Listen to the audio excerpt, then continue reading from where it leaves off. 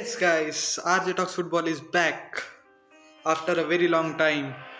As we all know that class 10th exams have been cancelled and class 12th exams have been postponed, I've finally found some time to make a new video. So let's begin with our common line. Hello there guys, welcome back to RJ Talks Football, welcome back to a brand new video. I hope all of you are doing well. So without making any rash challenge and getting a red card, let's begin.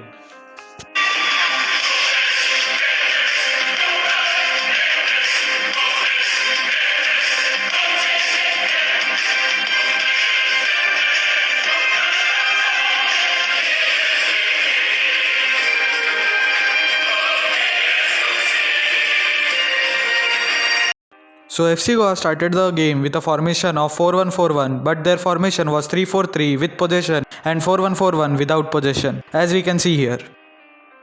Here again, we can see FC Goa maintaining a 3-4-3 formation with Al Rayyan on attack. So this was a very risky tactic because there was always a chance of a breakthrough on a counter attack.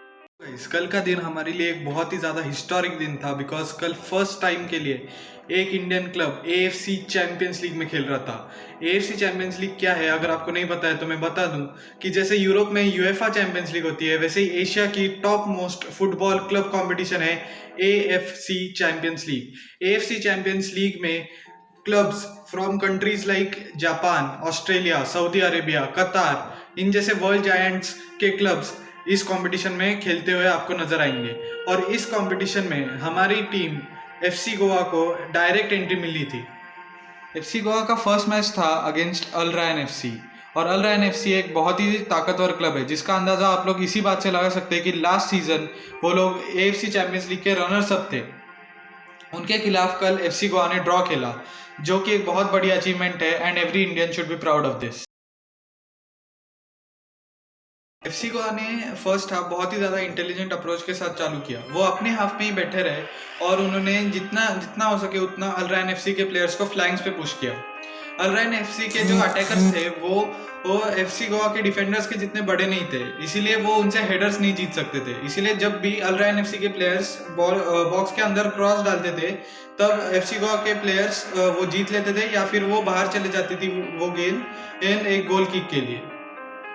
Al Ryan FC के players के चेहरे पर frustration clearly नजर आ रहा था और जैसे ही game progress होता गया वो लॉन्ग रेंज शॉट्स लेते चले गए जो कि उनके फ्रस्ट्रेशन को क्लियरली दिखा रहा था। FC Goa on the other hand जैसे ही वो बॉल जीतते थे वो बॉल आगे पास कर देते थे अपने फ्रंटमैन को ताकि वो एक अटैक क्रिएट कर सके जो कि उनका एक ट्रेडिशनल स्टाइल ऑफ प्ले है through long balls and through passes. FC Goa के प्लेयर्स जैसे गेम चालू हुआ तब थोड़े नर्वस दिख रहे थे लेकिन जैसे ही गेम प्रोग्रेस होता गया वैसे ही उनके अंदर उनका मोमेंटम वापस आता गया और जैसे उनका मोमेंटम वापस आता गया उनका गेम प्ले इंप्रूव होता गया और जैसे उनका गेम प्ले इंप्रूव हुआ तो भाई क्या परफॉर्मेंस दिया सबने, बहुत ही अच्छा परफॉर्मेंस सभी के तरफ से फर्स्ट हाफ में। और जोएन फर्नांडो के चेहरे पर भी वो प्राउडनेस दिख रहा था जैसे ही फर्स्ट हाफ एंड हुआ।